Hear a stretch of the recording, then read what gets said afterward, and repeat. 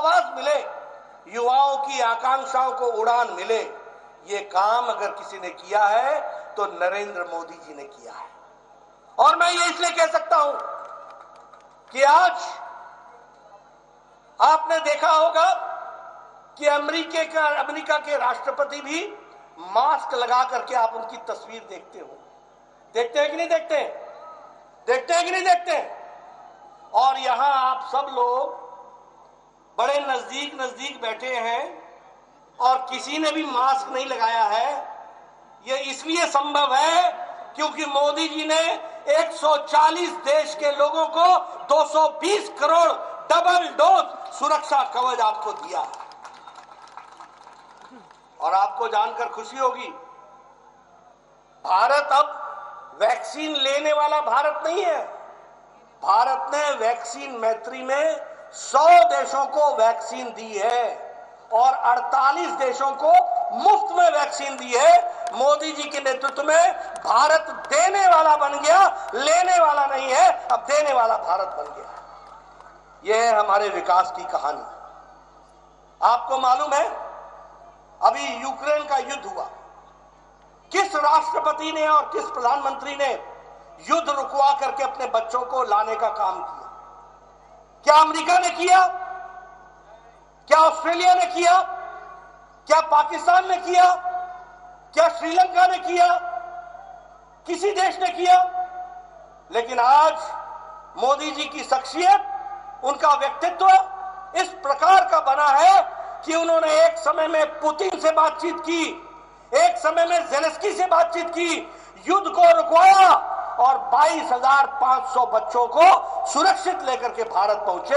यह परिस्थिति आकर के खड़ी।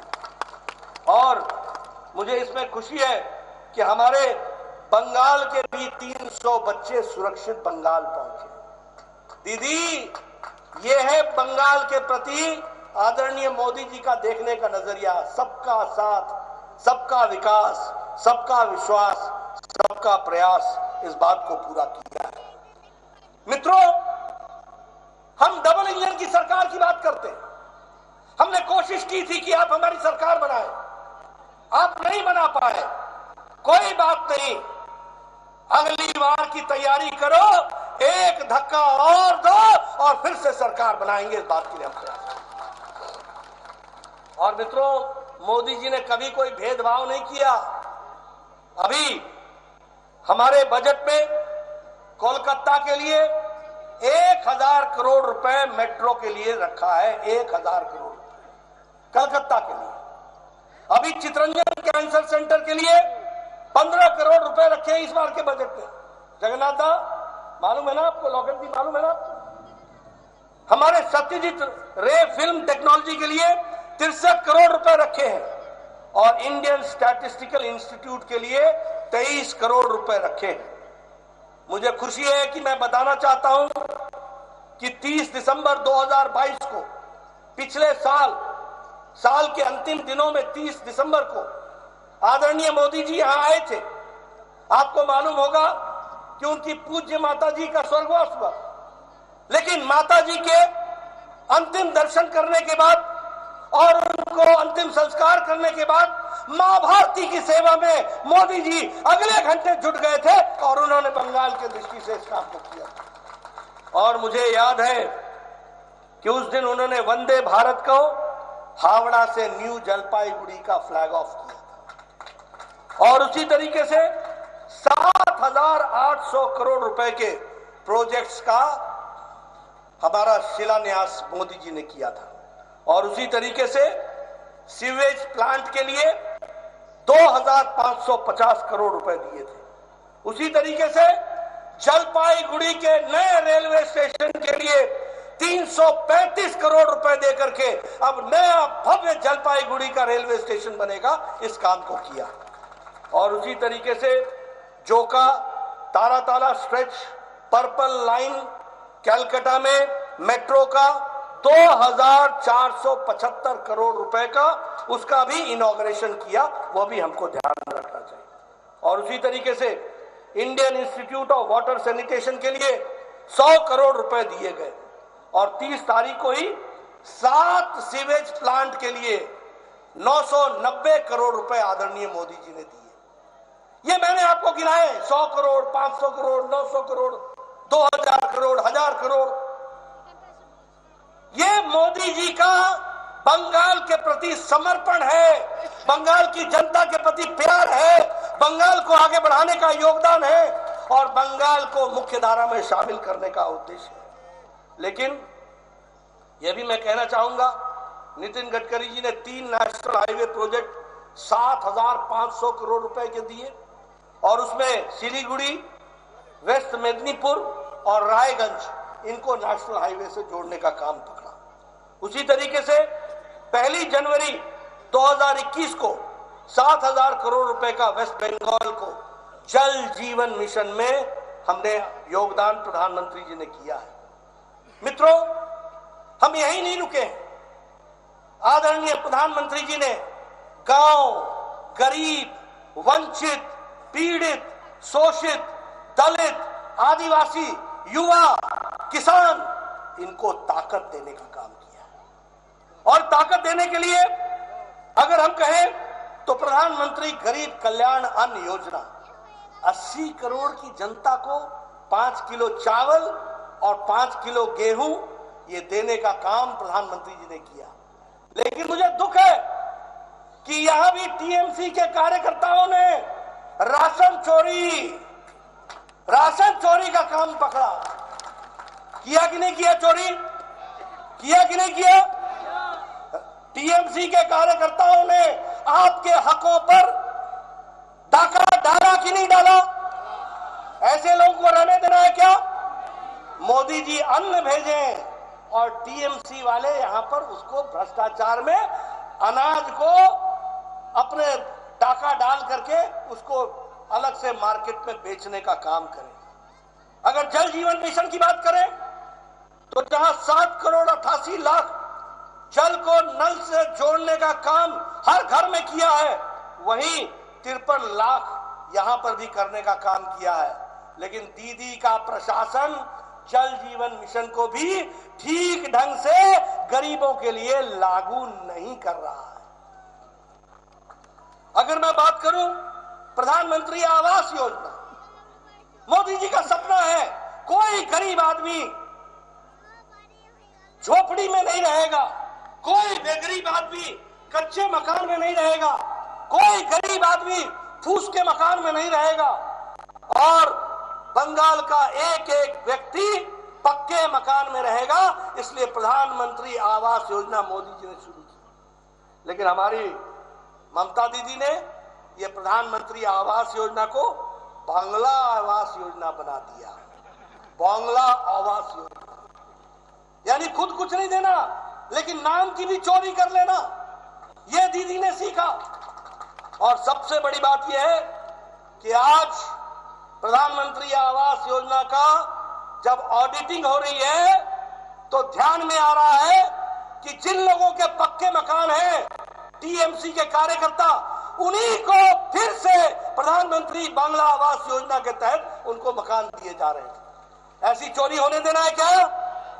होने देना है क्या? ऐसी चोरी होने देना है क्या? ये टीएमसी वालों को सबक सिखाना है कि नहीं सिखाना है? इन लोगों का भ्रष्टाचार समाप्त करना है कि नहीं करना है? देखो क्या काम पकड़ा इन्होंने। प्रधानमंत्री आवास योजना में जिनके 2-2 मंजिले के पक्के मकान हैं वो प्रधानमंत्री आवास योजना ले रहे हैं, जिनके 3-3 मंजिले मकान हैं वो आवास योजना ले रहे हैं। ऐसी भ्रष्ट सरकार को रहने देना है क्या? ऐसी भ्रष्ट सरकार रहनी चाहिए क्या? स्वच्छ भारत मिशन में 74 लाख बहनों को इज्जत घर दिया गया। इसका मतलब बंगाल में 74 लाख बहनें अपने दैनिक नित्य क्रम के लिए खेतों में जाया करती थी। ये कैसा बंगाल था? ये कैसा देश था? 12 करोड़ लोग बहनें खुले में शौच जाती थी और 74 लाख लोग बंगाल में जाया करते थे। लेकिन स्वच्छता अभियान के तहत 74 लाख इज्जत घर बना करके बंगाल की बहनों का, माताओं का सशक्तिकरण किया। तो मोदी जी ने किया, ये भी हमको याद रखना चाहिए। आयुष्मान भारत, मैं स्वास्थ्य मंत्री था, हमने कहा 5 लाख रुपए गरीब लोगों को देंगे। मुझे दुख है कि यह आयुष्मान भारत हम बंगाल में लागू नहीं कर पा रहे हैं और यहां पर 4,76,00,000 लोग इससे डिप्राइव्ड हैं। क्या ये होने देना है? क्या होने देना है? क्या आप नहीं चाहते कि 5 लाख रुपए का सालाना गंभीर बीमारी से लड़ने के लिए मोदी जी का आशीर्वाद मिले? आप चाहते हैं ना? अगर चाहते हैं तो आने वाले समय में टीएमसी को अलविदा और कमल का स्वागत करने के लिए तैयार रहिए। इस बात को पूरा करें।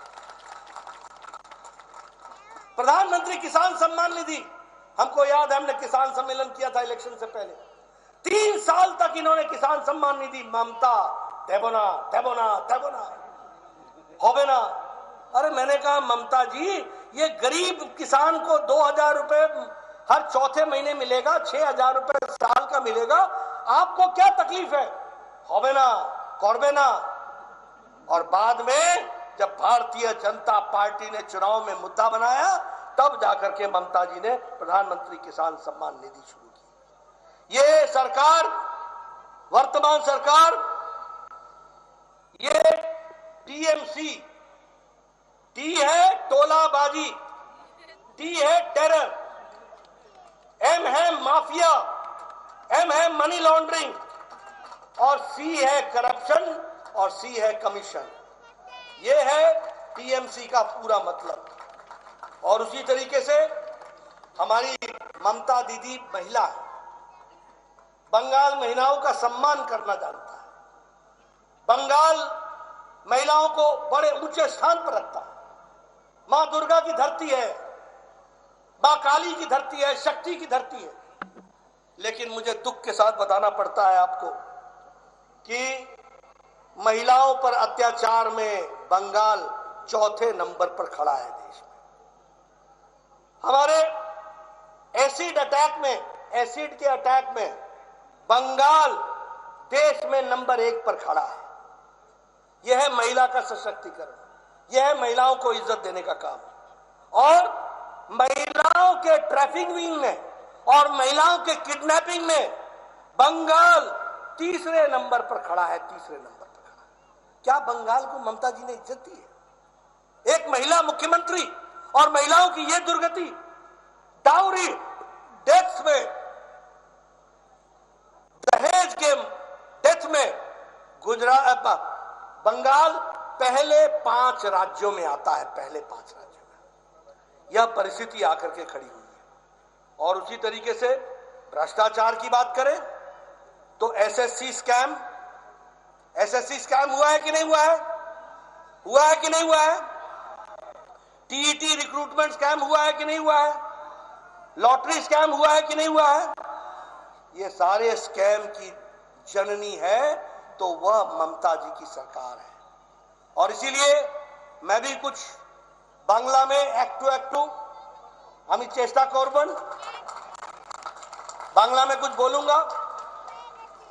और दीदी, আপনার নাম তো মমতা, আপনি কবে থেকে নির্মমতা হয়ে গেলেন? কার্টুন পছন্দে হয়নি বলে একজনকে জেল পাঠিয়ে দিলেন। শেষ হবে হিংসার খেলা, শেষ হবে কাটমানির খেলা, শেষ হবে তোলাবাজির খেলা, শেষ হবে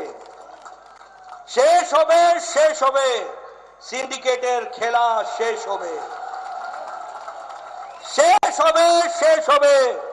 টিএমসির খেলা, শেষ হবে। দিদি, আপনি কে খেলা শেষ হবে। মা মাটি মানুষ এর মিঠে সরকার और नहीं दरकार। চাকরি বিক্রি কোটি কোটি লুট করেছে হওয়াই চটি।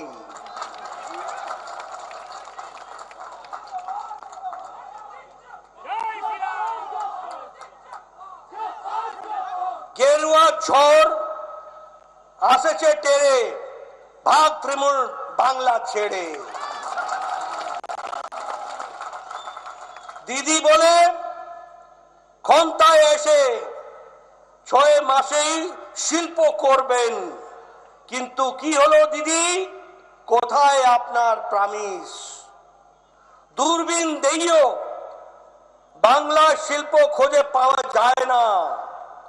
কদিন আগে ই প্রমিস দিয়েছিল, কিন্তু দিদি বাংলার মানুষকে দেওয়া প্রমিস রাখতে পারিনি।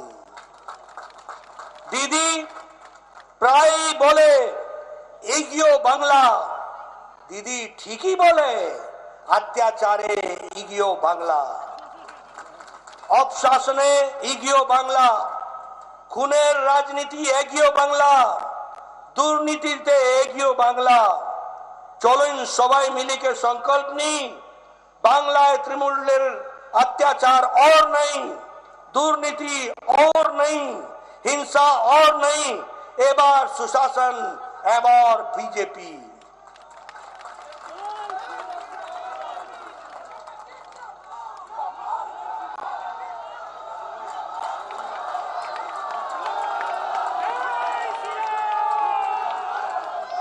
कोयला पाचार, गरु पाचार, कोरा पाचार, গরু পাচার, কোষাগার ফাঁকা, খুঁজে দেখো টালির চালে লুকিয়ে জনতার টাকা।